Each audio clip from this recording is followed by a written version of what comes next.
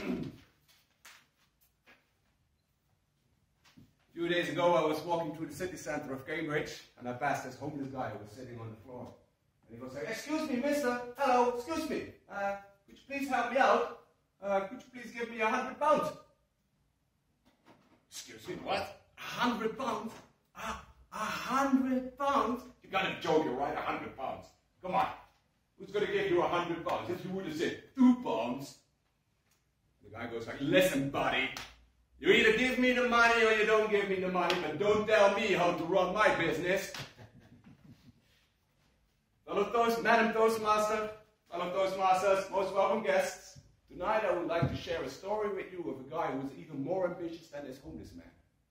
So I would like to bring you to 1938, when there was a very ambitious Japanese man living in a wooden shed at the base of Mount Fuji. And this man had a dream. He believed that one day he was going to create the perfect petrol engine. He worked day and night, good weather, bad weather, no matter which circumstance. Always he was focused on creating this perfect petrol engine. And one day he believed he had the perfect engine. He took all his money out of his account and he bought a bus ticket to go from his remote village to the headquarters of Toyota in Tokyo. He arrived there and he made him wait several hours in the lobby, but he was confident he created the perfect petrol engine. When he was brought up and summoned to the office of the boss, Mr. Toyota, he walked in with a lot of confidence and said, "Mr. Toyota, this is the perfect petrol engine." Mr. Toyota looked at it. "Sorry, this doesn't meet the standards of Toyota." And he gave it back. That was it. Disappointed, the man returned home. And upon arrival in his village, all the villagers went, "Wait, what do you think? That he was going to be interested in your stupid little engine?" The disappointment was great, but what do you think? Did he give up? Absolutely not. No. Instead of giving up, he decided he was going to get a job in a car garage where he could perfectionate his skill in the art of engine making. So he worked for several years, and once again he felt, this time I have the perfect engine. This engine is far superior than the engine that I created previous time. So once again he bought a bus ticket, he went to the headquarters, and this time he was successful. He was awarded a contract to produce engines for the Toyota company. So this shows that persistence pays off. So never give up. Persistence pays off. Repeat after me. Never give up. Persistence pays off. Come, we can do this. Never give up. Never give up. Persistence pays off.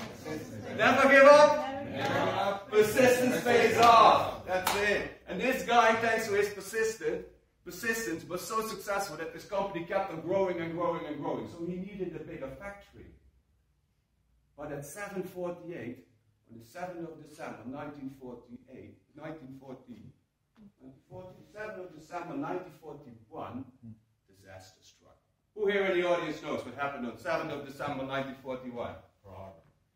Pearl Harbor, that's it. Hundreds of Imperial airplanes arrived on the horizon. They descended down through the clouds and they bombed Pearl Harbor into smithereens. Nothing was left. But because the war broke out between America and Japan, this man couldn't get the concrete that he needed to build his factory. What did he do? What do you think he did? Did he give up? No. Absolutely not. Rather than giving up, he decided to invent his own formula to produce his own concrete. And with the help of his friends, his family, and his colleagues, he built that factory. Business was booming. It was going very well. But 3 years later, the Americans brought the war to Japan.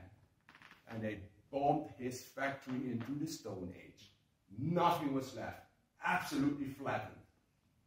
What do you think? Did he give up? No. Absolutely not. No. He rebuilt his factory, and with raw materials that they found from fleeing soldiers, from the fighting soldiers, he started producing car engines again.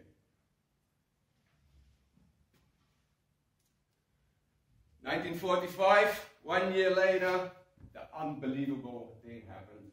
This guy was very unlucky. Again, disaster struck. It was August 1945, and Japan was hit by an earthquake on a scale of 8.5 on the scale of Richter's. The whole factory, again, completely destroyed. After years of war, Japan was ruined, and there was a tremendous shortage of all sorts of material. There was no petrol to be found. Petrol was so scarce, the man couldn't even drive his car to get food supply for his family. So in utter desperation, what did he do? He took one of his engines and he mounted it, he attached it to his bicycle.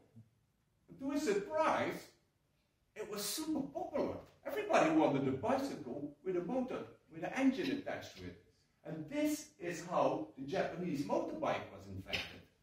The guy had tremendous success with this.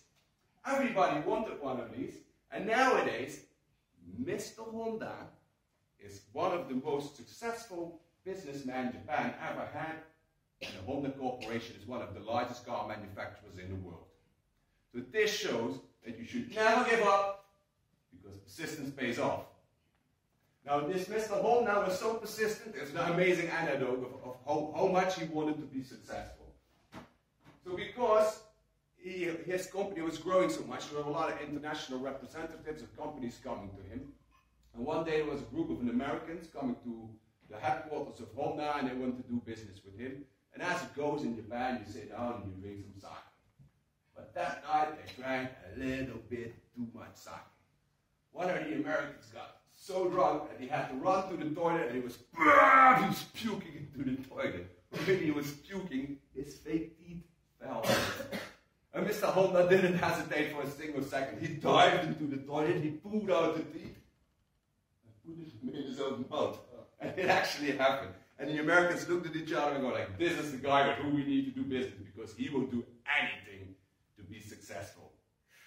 Now Mr. Honda reminds me of that homeless guy that I met in the beginning, who told me, don't tell me how to run my business.